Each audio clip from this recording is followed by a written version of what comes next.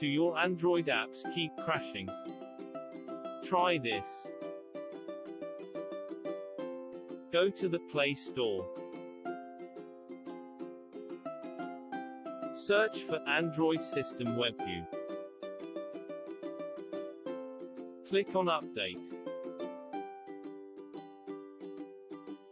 Do the same and update the Google Chrome app.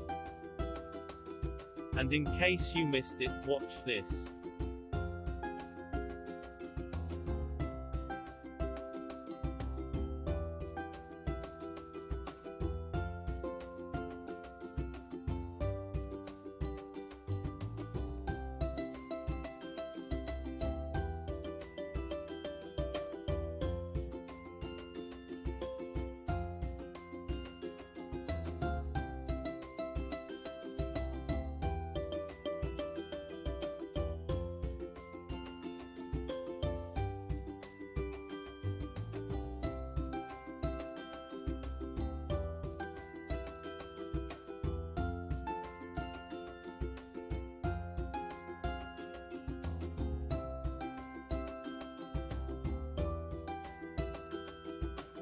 That's it for this video. Thank you for watching.